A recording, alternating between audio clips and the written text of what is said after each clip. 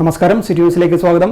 Kerala police pensioners association Kannur ജില്ലാ സമ്മേളനത്തിന്റെ ഭാഗമായുള്ള സംഘാടക സമിതി രൂപീകരണ യോഗം കണ്ണൂർ പോലീസ് സൊസൈറ്റി ഹാളിൽ നടന്നു. Kannur city special branch ACP KV Pramodan ഉദ്ഘാടനം ചെയ്തു.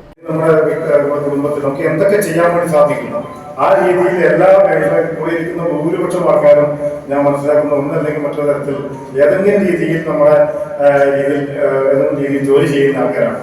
അത് സാമ്പത്തിക തലത്തിൽ മാത്രമല്ല, സാമൂഹ്യ മേഖലയിൽ സാംസ്കാരിക രംഗത്തായാലും എനിക്കറിയാം വലിയ ആൾക്കാരുണ്ട്. ഞാൻ നടക്കുന്നത് ഇപ്പൊ എപ്പോഴും ഫുൾ ടൈം അവിടെ എനിക്ക് നന്നായിട്ട് അറിയുന്നതാണ് മാത്രമേ ഞാൻ പറയുന്നത്. മുഴുവൻ സമയം സാമൂഹിക സാംസ്കാരിക മറ്റു മേഖലകളൊക്കെ തന്നെ പ്രവർത്തിക്കുന്ന ഒരു വിഭാഗമായിട്ട് പോലീസ് സേനയിൽ നിന്ന് വിരമിച്ചവർ മാറുകയാണ്. തീർച്ചയായിട്ടും വലിയ അഭിനന്ദനം അറിയിക്കുന്ന കാര്യമാണ്.